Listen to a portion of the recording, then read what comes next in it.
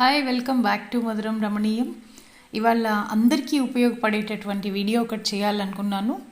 మనందరికీ తెలుసు, ఇటీవల ఆంధ్రప్రదేశ్ రాష్ట్ర ప్రభుత్వం వారు ఉద్యోగాల్లో నియామకాల్లో ఎకనామికల్లీ వీకర్ సెక్షన్ వారికి 10% రిజర్వేషన్ని అమలు జరుపుతున్నాము అని జీవో ఇష్యూ చేయడం జరిగింది. అయితే మనందరికీ తెలుసు, ఈడబ్ల్యూఎస్ సర్టిఫికెట్ ఎలా తెచ్చుకోవాలి అనేటటువంటి సందేహాలు చాలామందికి ఉంటాయి. సో చాలా వరకు ఈ వీడియో ద్వారా మీ డౌట్స్ అన్నీ క్లియర్ అవుతాయి అని నేను అనుకుంటున్నాను. ఉపయోగపడుతుందని కూడా ఎక్స్పెక్ట్ చేస్తున్నాను. Who are eligible? ఈడబ్ల్యూఎస్ సర్టిఫికెట్కి ఎవరెవరు అర్హులు అంటే, ఆల్రెడీ ఎస్సీ కోటా కానీ, ఎస్టీ కానీ, other backward communities central government వారిచే నోటిఫై చేయబడినటువంటి అదర్ బ్యాక్వర్డ్ కమ్యూనిటీస్ లిస్టులో లేనటువంటి క్యాస్ట్లు ఏవైతే ఉంటాయో వాళ్ళందరూ కూడా ఎకనామికల్లీ వీకర్ సెక్షన్ కింద ఎలిజిబుల్ అవుతారు. ప్రస్తుతం ఉన్నటువంటి ఏ రిజర్వేషన్ కోటాలో కవర్ అవ్వని వాళ్ళు ఎలిజిబుల్ అవుతారు. ఇది సివిల్ సర్వీసెస్లో ఉన్న పోస్టులు సెంట్రల్ గవర్నమెంట్ కూడా అనుమతిస్తుంది. అలాగే స్టేట్ గవర్నమెంట్ కూడా 10% రిజర్వేషన్ని కూడా ఇచ్చారు. అయితే ఇక్కడ ఒక చిన్న ఎక్సెప్షన్ ఏంటి అంటే, research and development, technological skill అవసరమైన పోస్టులు మాత్రమే ఈడబ్ల్యూఎస్ రిజర్వేషన్ని వర్తింప చేయకుండా ఉండే అవకాశం ఉంటుంది. ఎంత పర్సెంట్ రిజర్వేషన్ ఇస్తారు? క్వాంటమ్ ఆఫ్ రిజర్వేషన్ వాళ్ళకు ఉన్నటువంటి పోస్టుల్లో 10% ఈడబ్ల్యూఎస్కి ఇయర్ మార్క్ చేస్తారు. ఈ 10%లో కూడా 1/3 మళ్ళీ మహిళలకి హారిజాంటల్లో ఎన్నైతే పోస్టులు వస్తాయో ఈ 10% ఆఫ్ కోటాలో ఎకనామికల్లీ వీకర్ సెక్షన్లో, దానిలో మళ్ళీ 1/3 విమెన్ బిలాంగింగ్ టు ఈడబ్ల్యూఎస్కి ఇవ్వడం అనేది జరుగుతుంది. 10% రిజర్వేషన్ని ఇస్తారు. Subject to the court cases, pills ఏవైనా పడి ఉన్నట్లయితే. అందుకనే ఏం చెప్తారంటే, ఈ ఈడబ్ల్యూఎస్ కోటాలో ఇచ్చే రిక్రూట్మెంట్లో ఇది సబ్జెక్ట్ టు ది అని చెప్పి రాస్తారనమాట. కోర్టు ఉత్తర్వులకి లోబడి అని, టెంపరరీ ఆర్ అడ్హాక్ అని ఇవ్వడం జరుగుతుంది. ఇన్కమ్ని ఎలా లెక్కిస్తారు? The word economically weaker section అంటే ఆర్థికంగా బలహీనంగా, అంటే ఆర్థికంగా వెల్ ఆఫా, బలహీనంగా ఉన్నారా, ఎలాగ లెక్కిస్తాము అంటే దానికి కూడా గవర్నమెంట్ గైడ్లైన్స్ ఇచ్చారు. వార్షిక ఆదాయము 8 లక్షల లోపు ఉండాలి. ఇక్కడ వార్షిక ఆదాయము అంటే గ్రాస్ ఇన్కమ్మా, నెట్ ఇన్కమ్మా? గ్రాస్ ఇన్కమ్ మాత్రమే. అది మీ జీతభత్యాల రూపేణా రానివ్వండి, మీకున్నటువంటి వ్యవసాయ ఆదాయం నుంచి రానివ్వండి, ఇతర బిజినెస్ల నుంచి రానివ్వండి, ఎలా వచ్చినా సరే అన్నీ కలుపుకుంటే 8 లక్షలకి మించకూడదు.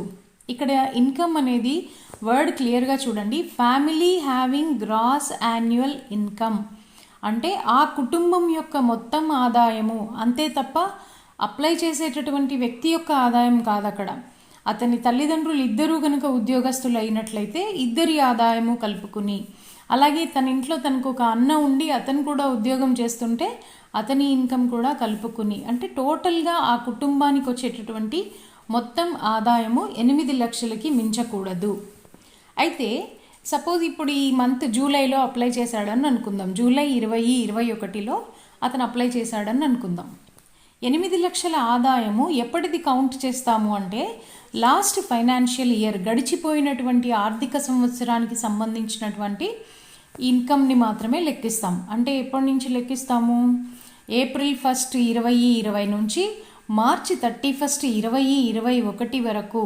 ఒకవేళ వాళ్ళు ఐటీ రిటర్న్స్ ఫైల్ చేసి ఉంటే కనుక ఆ కాపీ అనేది it will tell you everything. అందులో నెట్ ఎంత, గ్రాస్ ఎంత, మొత్తం అంతా కూడా ఐటీ రిటర్న్స్ ద్వారా మనకి తెలుస్తుంది. సో ఇక్కడ లెక్కించే ఆదాయము అనేది గడచిన ఆర్థిక సంవత్సరానికి సంబంధించిన ఆదాయం మాత్రమే లెక్కిస్తాం మనం.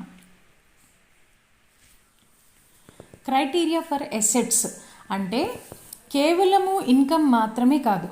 ఈడబ్ల్యూఎస్ సర్టిఫికెట్ ఇచ్చేటప్పుడు ఆ కుటుంబానికి ఉండే ఎసెట్స్ లేదా ఆస్తులని కూడా చూస్తారు.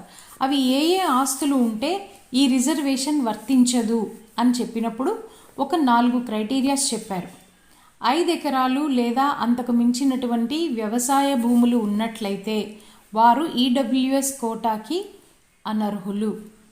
అలాగే అపార్ట్మెంట్లు ఎఫ్ఎల్ఏటి ఫ్లాట్ అనమాట, రెసిడెన్షియల్ ఫ్లాట్ ఆఫ్ 1000 SFT 1000 చదరపు అడుగుల విస్తీర్ణం కలిగినటువంటి ఒక ఫ్లాట్ లేదా నివాస గృహం కనుక ఉన్నట్లయితే అప్పుడు కూడా అనర్హులే. లేదు, ఖాళీ స్థలము ఒక 100 చదరపు గజాల ఖాళీ స్థలము నోటిఫైడ్ మున్సిపాలిటీస్లో ఉన్నట్లయితే కూడా అనర్హులు.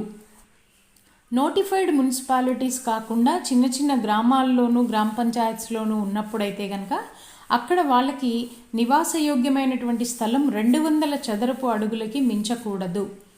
ఇలాంటివి ఏవైనా కనుక ఉన్నట్లయితే, అంటే 5 ఎకరాలకి మించి వ్యవసాయ భూమి ఉన్నా, 1000 చదరపు అడుగులకి మించినటువంటి నివాస గృహం మనకి ఉన్నా, 100 చదరపు అడుగుల స్థలము నోటిఫైడ్ మున్సిపాలిటీలో, 200 చదరపు అడుగుల స్థలము అదర్ దాన్ నోటిఫైడ్ మున్సిపాలిటీలో ఉన్నప్పుడు మనము ఈ స్కీమ్కి అనర్హులము. మనకి చాలామందికి సపోజ్ ప్రాపర్టీస్ పుట్టిన ఊళ్ళో కొన్ని, తర్వాత వేరే చోట్ల కొన్ని, అట్లా ఏమన్నా కనుక డిఫరెంట్ ప్లేసెస్లో ఉన్నట్లయితే, అంటే పొలం ఒక ఊరిలో ఉంది, ఇల్లు ఒక ఊరిలో ఉంది, అలా కనుక ఉన్నట్లయితే ఆ కుటుంబానికి సంబంధించినటువంటి ఆస్తులు ఎక్కడెక్కడ ఉన్నా కూడా మొత్తం కలిపి లెక్కించటం జరుగుతుంది. అందరివి అన్ని ప్లేసుల్లో ఉన్నవి కలిపి లెక్కించి ఆ ఫ్యామిలీ యొక్క ఎసెట్స్ కానీ ఇన్కమ్ కానీ అరైవ్ అవుతారు. అలాగే ఫ్యామిలీ అంటే ఎవరిని తీసుకోవాలి? సపోజ్ ఒక అబ్బాయి వస్తాడు, ఈ ఎంప్లాయ్మెంట్కి రిజర్వేషన్ అంటున్నాము అంటే 21 నుంచి 25 ఏళ్ల లోపు ఒక కుర్రాడు మనకి అప్లికేషన్ పెట్టాడని అనుకుందాం. ఇప్పుడు అతనికి ఫ్యామిలీ అంటే యూజువల్లీ అతను ఏమంటాడంటే ఐఎమ్ అన్మ్యారీడ్ అంటాడు. So that is understandable. అతనికి ఫ్యామిలీ ఎవరెవరు అతని ఫ్యామిలీ కింద లెక్కించబడతారు అంటే అతను ప్లస్ అతని యొక్క తల్లి తండ్రి, అతనికి తోడబుట్టిన వాళ్ళు, 18 సంవత్సరాలు లోపు ఉన్న వాళ్ళని సిబ్లింగ్స్ ఎవరైతే ఉన్నారో వాళ్ళు, అలాగే ఒకవేళ పెళ్ళయి ఉంటే అతని స్పౌస్, అతనికి పుట్టిన పిల్లలు 18 ఏళ్ల లోపు వాళ్ళని అతని యొక్క ఫ్యామిలీగా గణించటం జరుగుతుంది.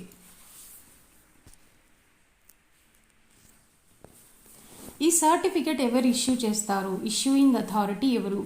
చాలా సింపుల్గా ఏంటి అంటే, మీరు ఎక్కడైతే నివాసం ఉంటున్నారో అక్కడ స్థానికంగా ఉన్నటువంటి తాలూకా లేదా తహసీల్దార్ ఆఫీస్కి వెళ్ళినట్లయితే అక్కడున్న తహసీల్దార్ గారు మీకు ఈ సర్టిఫికెట్ ఇస్తారు. అన్లెస్ స్పెసిఫిక్గా ఎవరైనా ఇది ఆ సబ్ డివిజనల్ ఆఫీసరే ఇవ్వాలి, లేదు ఇది డిస్ట్రిక్ట్ మ్యాజిస్ట్రేటే ఇవ్వాలి, అడిషనల్ డిస్ట్రిక్ట్ మ్యాజిస్ట్రేటే ఇవ్వాలి అనేటటువంటి ఫార్మాట్ ఏదైనా ఖచ్చితంగా వీరే ఇవ్వాలి అని చెప్పకపోతే తప్ప డిఫాల్ట్ ఈ ఎకనామికల్లీ వీకర్ సెక్షన్ సర్టిఫికెట్ అనేది స్థానికంగా మీరు నివాసం ఉంటున్న మండల తహసీల్దార్ వారిచే ఇష్యూ చేయబడుతుంది. దీనికి నేనేమైనా క్యాస్ట్ సర్టిఫికెట్ ప్రొడ్యూస్ చేయాలి. ఎందుకు అంటే మీరు ఎస్సీయా, ఎస్టీనా, బీసీనా అని తెలియాలి అంటే మీ క్యాస్ట్ ఇచ్చినప్పుడు, ఎందుకని ఈ రిజర్వేషన్ ఎవరికి వర్తిస్తుందని చెప్పాము? Other than SC, other than ST, other than OBC, ఈ పై 3 వర్గాలకి చెందనటువంటి వారికి వర్తిస్తుంది. అంటే మేము ఈ కేటగిరీస్కి చెందము అని ఎస్టాబ్లిష్ చేసుకోవాల్సిన బాధ్యత మన పైన ఉంది కాబట్టి మనకి సంబంధించినటువంటి క్యాస్ట్ సర్టిఫికెట్ని ఇవ్వాలి.